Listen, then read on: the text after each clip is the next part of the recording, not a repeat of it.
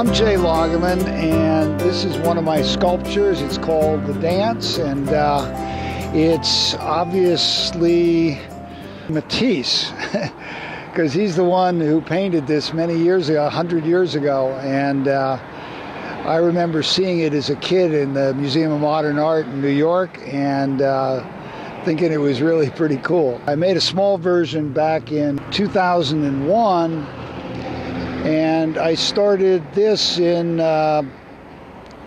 2011, and I've been working on it for several years, and we cast it in bronze last year. It was finished in May, and now it's come down to Summit, New Jersey for a while. So the dancers are dancing all over the place, which is a lot of fun, because to me this is one of my favorite pieces, and it's just so joyful. Like any piece, it becomes personal. Like these hands, I first thought of, using my hands as the model and stuff like that, but it was just way too big, as you can see. Because although these figures are about 6 feet tall, they're thinner than normal humans. And it turned out that the right size hands were two of my grandchildren. And it's wonderful bringing it down here to Summit to be part of public art, because one thing that I feel as an artist is that I like to share my work, especially like the happy work.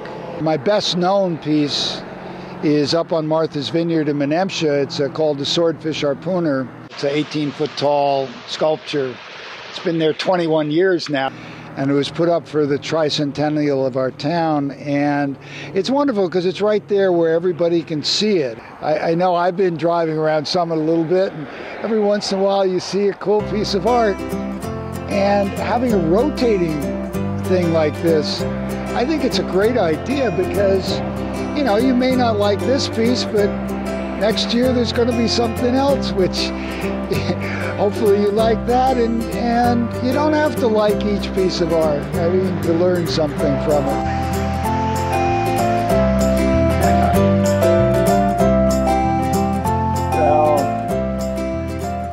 For me, this is my daughter, Chris. Speedo was inspired by Chris. When I met Marianne, the woman who's now my wife, and I fell in love with her and her two 6-year-old twin daughters, who unfortunately she had, when she was 8 years old, had a bike crash and broke both her front teeth. Sort of turned it into something a little happier. One of my most sort of popular images is, we call it Swinging Jenny, and that's the one that's going to be 18 feet tall over in New York. And sort of the joy, because when I make stuff, it takes time and effort. So I don't want to spend my time thinking about unhappy things. There's enough unhappiness in the world. So when I go into the studio, or I want to do happy things. I mean, that's just the way I am. I'd much rather be a happy person than too serious. I was a math PhD, so I've been in the serious route. Part of the fun thing of being invited to have a couple of my pieces here is that you get to meet the people who are making this possible, and it's a volunteer organization, from what I understand, that does all this, and then the city workers help to install it.